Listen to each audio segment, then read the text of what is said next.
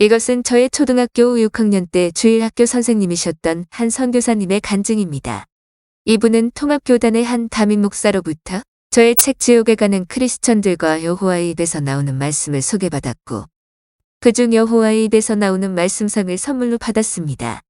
그리고 선교지로 가서 그 책을 무심코 읽다가 큰 은혜를 받았습니다.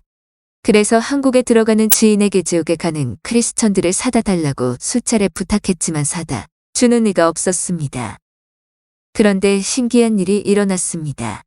중국 조선족 분이 귀국하면서 짐을 다 가져갈 수 없어 주고 갔는데 짐을 풀어보니 놀랍게도 안에 그토록 읽고 싶어 했던 지옥에 가는 크리스천들이 들어있었습니다. 그래서 책을 읽으셨는데 책을 읽고 선교사지만 내가 지옥에 갈 사람이었구나 하는 것을 깨달으셨다고 합니다.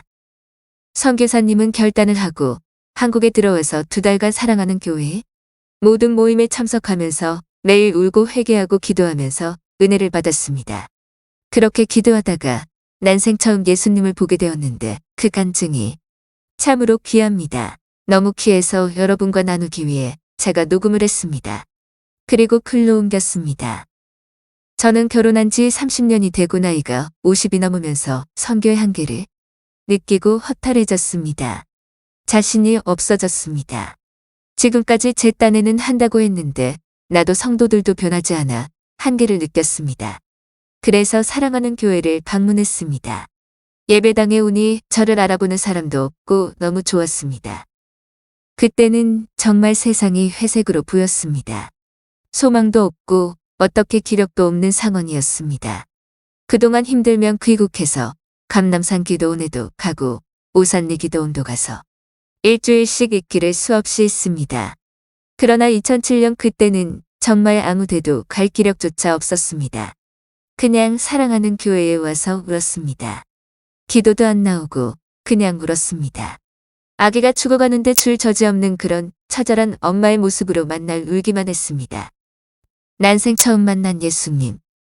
그렇게 울며 기도하다가 사랑하는 교회에서 제 생애 처음으로 예수님을 보았습니다. 울고 계시는 예수님의 얼굴을 보았습니다. 강물이 세차게 흘러가는데 거기에 서서 예수님이 그냥 우는 것이 아니라 제발 어떻게 좀 해줘라고 울부짖는 듯이 울고 계셨습니다. 그런데 자세히 보니 강물이 아니었습니다. 강물이 아니라 사람들이 강물처럼 떠내려가고 있었습니다. 그것을 보기 얼마 전에 울산에서 있었던 일입니다. 태화강 상류 쪽에 작은 오빠가 살고 있어서 오빠와 차를 타고 주일날 교회에 가기 위해 태화강변을 지나가는데 소방차가 있더라고요. 그래서 내려서 보니 저쪽 건너편에서 엄마와 같이 물놀이를 하면서 놀던 애가 더 내려간 거예요. 우리가 갔을 때는 벌써 소방차도 오고 잠수부도 온 상황이었습니다. 그런데 그 엄마가 괴성을 지르고 있었습니다. 우는 것도 아니고 하여튼 괴성이었어요. 눈앞에서 울던 애가 없어졌으니까요. 우리가 도착했을 때는 사고가 난 지 30분은 지난 것 같았는데 엄마는 계속 괴성을 지르고 있었습니다. 그런데 제가 예수님의 우는 얼굴을 봤을 때 그때 봤던 태화강변의 엄마의 모습이었습니다. 그냥 안타까워하시는 것이 아니고 지옥으로 강물과 같이 쓸려가는 이 많은 영혼들을 정말 어떻게 좀 해달라고 울부짖는 그런 모습이셨습니다. 두 번째 본 예수님. 또 한 번은 기도하는데 예수님이 선교지에 있는 저희 교회의 강대상 앞에 계셨습니다. 흰 옷을 입으셨는데 얼굴은 못 보았습니다. 그런데 촛불 같은 불이 있는데 꺼지려고 했습니다. 꺼질락 말락하는 것을 예수님이 정성 들여서 안 꺼지도록 보호하는 모습이 보였습니다. 그 순간 깨달았습니다. 저희 교회를 위해서 저만 힘들고 속상하고 그런 줄 알았는데 예수님이 강대상 위도 아니고 제가 앉아 기도하던 자리인 강대상 바로 아래에 계셨습니다. 그곳에서 예수님이 저희 교회의 불이 꺼지지 않도록 애를 쓰시고 계셨습니다. 세 번째 본 예수님. 또 한 번은 제 몸은 사랑하는 교회에 있었는데 제가 저희 교회 강대상 밑에 앉아서 기도하고 있는 모습이 보였습니다. 현관 밖에 조그마한 소년, 남루한 소년이 서 있었습니다. 투명하게 그것이 보였습니다. 왜 안 들어오지? 문을 열어줘야 하나? 하고 생각했습니다. 배고픈 소년 같기도 하고 좀 초라한 키가 작은 소년이었는데 알고 보니 예수님이었습니다. 예수님이 거기 서서 못 들어오고 계셨습니다. 볼지어다 내가 문 밖에 서서 두드리노니 누구든지 내 음성을 듣고 문을 열면 내가 그에게로 들어가 그와 더불어 먹고 그는 나와 더불어 먹으리라. 요한계시록 3장 20절. 앞에서 본 것은 제게 큰 위로가 되었습니다. 그러나 이것은 저를 회개하게 만들었습니다. 제 딴에는 열심히 한다고 했는데 예수님을 진정으로 모시지 못한 것이 회개가 되었습니다. 그 뒤 놀라운 경험을 하게 되었습니다. 사랑하는 교회에서 예수님을 본 후 제가 예수님께 예수님, 선교지로 갈 때 같이 가요. 라고 했습니다. 사랑하는 교회에서 만난 예수님, 제가 비행기를 타고 선교지에 가야 하는데 또 똑같은 환경이 저를 기다리고 있을 텐데 예수님 같이 가요 이런 기도를 했습니다. 그리고 잊어버렸는데 2달 반이 지나서 선교지에 갔고 집으로 갔습니다. 남편은 짐을 들고 가고 저는 교회에 들어가서 잠깐 기도하고 저녁 준비를 하려고 했습니다. 그래서 교회에 들어가서 앉았는데 정말 표현이 안 됩니다. 예수님이 기다리고 있었어. 이제 왔니? 그러시는 거예요. 그래서 그날부터 예수님 잠깐 가서 식사 준비하고 올게요. 예수님 샤워하고 올게요. 제 생활이 이런 식이었습니다. 그러고는 병 목사님께 메일을 보냈습니다. 하나님께서 사랑하는 교회로 인도해 주셔서 그 예배당 안에서 저의 오랜 방황이 끝나는 체험을 하고 또 집으로 돌아왔을 때 나는 그렇게 기도하고 잊어버렸는데 예수님이 와 계셨다는 것입니다. 표현이 좀 이상하지만 같이 오신 것도 아니고 먼저 와 계셨다는 것입니다. 그러면서 제가 그냥 바뀌었습니다. 모든 게 변화되어 버렸습니다. 그분이 실제라는 것을 알게 되고 그 예수님이 더 보고 싶으니까, 더 만나고 싶으니까 다른 모든 것에 관심이 없어졌습니다. 내가 노력을 안 해도 그렇게 되었습니다. 그러면서 2008년, 2009년 여기저기 선교지 안에서 뜨거운 집회들을 알게 되고 여러분들의 소개로 참석하게 되었습니다. 선교지의 부흥을 위해서 울부짖는 영혼들이 많이 있는 것도 처음 알았습니다. 그러면서 저도 정신없이 쫓아다녔습니다. 성경을 봐도 이런 구절이 있었네. 수십 번 읽어 아는 내용인데도 찬송 하나를 불러도 내가 지금까지 무슨 생각으로 이 찬송을 불렀을까? 그런 생각이 들었습니다. 그렇게 은혜로웠습니다. 옛날에 울산 감리교회에 부흥 집회 때 성령을 받고 버스를 타고 돌아오는데 세상이 그렇게 반짝거리고 아름답게 보일 수가 없었습니다. 그런데 그런 체험을 하고도 제가 계속 방황을 했잖아요. 남편의 목회를 제 딴에는 도왔지만 죄도 짓고 세상적인 가치관이 많이 섞여져 있었습니다. 그런데 예수님의 얼굴을 보고 그것이 다 사라졌습니다. 그래서 참 많이 울었습니다. 정말 많이 울었습니다.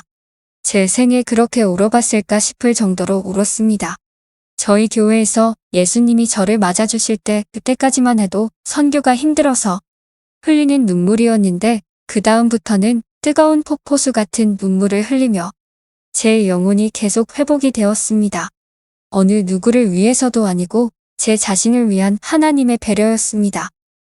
제 마음이 깨끗이 씻겨졌습니다.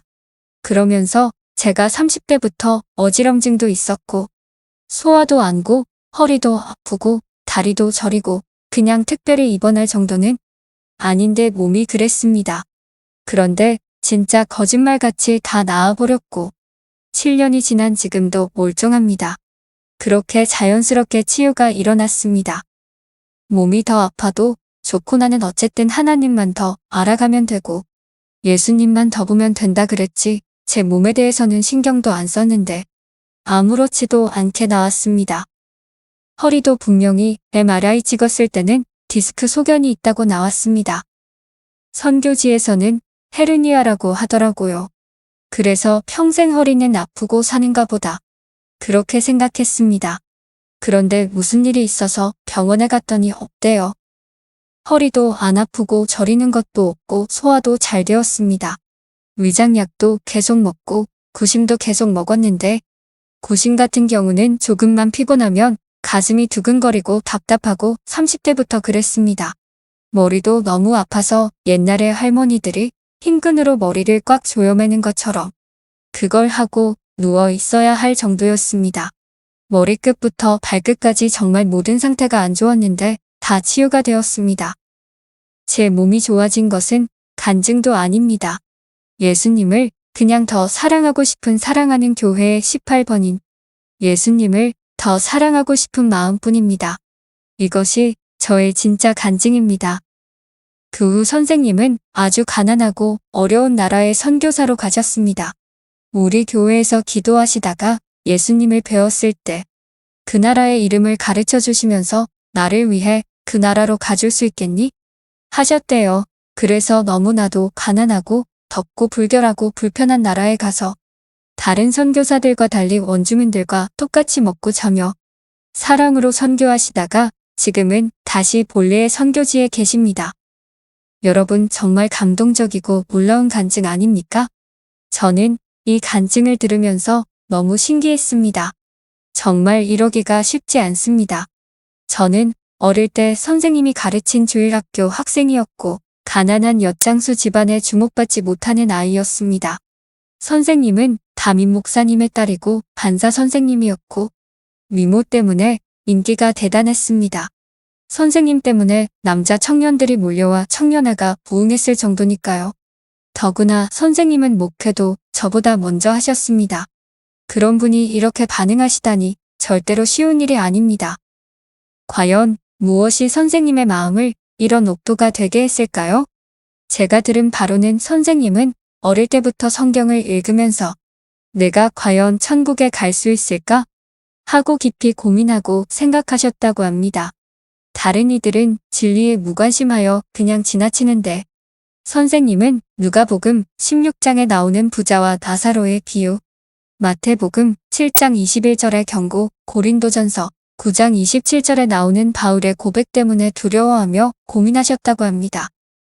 나더러 주여 주여 하는 자마다 다 천국에 들어갈 것이 아니요 다만 하늘에 계신 내 아버지의 뜻대로 행하는 자라야 들어가리라. 내가 내 몸을 쳐 복종하게 함은 내가 남에게 전파한 후에 자신이 도리어 버림을 당할까 두려워함이로다. 나 여호와가 말하노라. 내 손이 이 모든 것을 지었으므로 그들이 생겼느니라. 물은 마음이 가난하고 심령에 통회하며 내 말을 듣고 떠는 자 그 사람은 내가 돌보려니와. 진리에 대한 관심 즉 진리를 사랑하는 마음이 선생님 안에 있었기 때문입니다. 그것이 선생님의 마음을 옥토로 만들었고 그 결과 저의 책지옥에 가는 크리스천들을 읽고 밭에 감추인 보화를 발견한 사람처럼 기쁨으로 받아들이고 이렇게 놀랍게 변화되신 것입니다. 제가 이 간증을 먼저 소개하는 이유가 있습니다. 책 표지의 저자의 75번째 책 대표작이라고 쓰여 있듯이 본서는 지옥에 가는 크리스천들을 훨씬 능가하는 책입니다. 문자 그대로 다이아몬드 같은 가장 보배로운 진리를 설명하고 있는 책입니다. 그러므로 모든 편견을 버리고 열린 마음으로 본서를 읽고 절대로 이 진리를 흘려보내지 마십시오.